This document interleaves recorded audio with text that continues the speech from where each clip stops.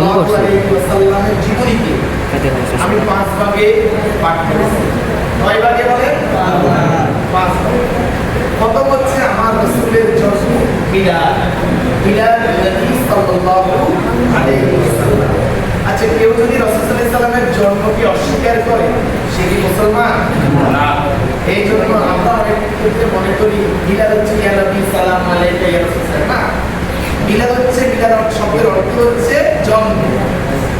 আমাদের রাসূলের জন্ম বৃত্তান্ত আমাদের জানা দরকার আছে কিনা, কিন্তু যদিও সেটা আমল নয়, কিন্তু আমাদের রাসূলের মানটা কেমন ছিল, জন্মটা কেমন ছিল, জন্মের আগে কি হয়েছে তা আমাদের সবাই জানা অবশ্যই দরকার। সুবহানাল্লাহ। দ্বিতীয় হলো সিরাতুন নবী সাল্লাল্লাহু আলাইহি ওয়াসাল্লাম, রাসূলের আদর্শ।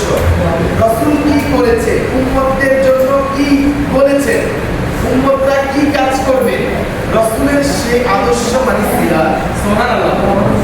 তৃতীয় হচ্ছে রাসূল সাল্লাল্লাহু আলাইহি ওয়াসাল্লামের মিরাজ, মিরাজুন নবী সাল্লাল্লাহু আলাইহি ওয়াসাল্লাম। আল্লাহ পাক রব্বুল আলামিন প্রিয় হাবিবকে আল্লাহ তাআলার কাছে নিয়েছেন, আরশে আযীম দেখিয়েছেন, সাত আসমান দেখিয়েছেন, জান্নাত জাহান্নাম দেখিয়েছেন। তা আমাদের সবার জানার দরকার আছে না? আর চতুর্থ হচ্ছে হিজরতুন নবী সাল্লাল্লাহু আলাইহি ওয়াসাল্লাম। কি হিজরতুন নবী সাল্লাল্লাহু আলাইহি ওয়াসাল্লাম মানে হিজরত। কেন রাসূল সাল্লাল্লাহু আলাইহি ওয়াসাল্লাম নিজের জন্মভূমি ছেড়ে মদিনায় যেতে হয়েছে? কেন আমার রাসূলকে জন্মভূমিতে থাকতে দেয় নাই? তা আমাদের সকলের জানা দরকার আছে না? আর 5 নাম্বার যে কি ওই আন্দাজ দেওয়া যায় লাইটের সাথে বাড়ি হয়, রাসূল সাল্লাল্লাহু আলাইহি ওয়াসাল্লাম সেজন্য হবে দেয়া অংশগ্রহণ করেছেন এবং কয়েকটি যুদ্ধ রাসূল সাল্লাল্লাহু আলাইহি ওয়াসাল্লাম করেছেন। সুবহানাল্লাহ। আল্লাহ নবীর জীবনে ওরা হচ্ছে যে ফ্যান নাই ফ্যানের পরিচালনা করার কারণে জাতির জনম হতে পারে। আমরা অন্য কিছু ভাবে নেবেন না। আমার নবী, আপনার নবী, প্রিয় নবী, বিশ্ব নবী মুহাম্মদ রাসূলুল্লাহ সাল্লাল্লাহু আলাইহি ওয়াসাল্লাম 65টি যুদ্ধ পরিচালনা করেছেন এবং রাসূল সাল্লাল্লাহু আলাইহি ওয়াসাল্লাম সরাসরি, আপনারা এদিকে তাকান তাহলে আমি কিছু কথা বলতে পারবো, সরাসরি 27টি যুদ্ধে রাসূল সাল্লাল্লাহু আলাইহি ওয়াসাল্লাম বিজয়ী কমান্ডার ছিলেন। সুবহানাল্লাহ। এবার আসেন আমার রাসূল সাল্লাল্লাহু আলাইহি ওয়াসাল্লামের জন্ম।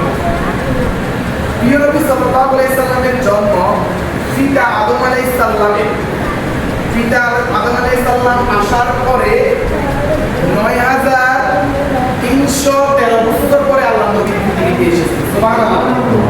কয় হাজার বলে?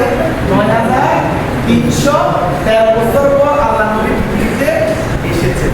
এটা জানা দরকার আছে কি না? এবার নূহ আলাইহিস সালাম, নূহ আলাইহিস সালামের প্লাবন হয়েছে না, এই পৃথিবীতে একটা প্লাবন হয়েছে না, এই পৃথিবী ডুবানো ছিল, এই পৃথিবীতে কি ছিল? ডুবানো ছিল, সব প্রায় ধ্বংস হয়ে গেছে। নূহ আলাইহিস সালামের প্লাবনে 6135 বছর পরে আমাদের জাতির পিতা ইব্রাহিম আলাইহিস সালামের প্রায় 3500 বছর পরে আল্লাহ নবী সাল্লাল্লাহু আলাইহি ওয়াসাল্লাম পৃথিবীতে এসেছেন। সুবহানাল্লাহ। আমাদের বনি ইসরাঈলের শ্রেষ্ঠ নবী হযরত মূসা আলাইহিস সালামের প্রায় 2500 বছর পরে আল্লাহ নবী পৃথিবীতে এসেছেন। সুবহানাল্লাহ। এবার আসেন হযরত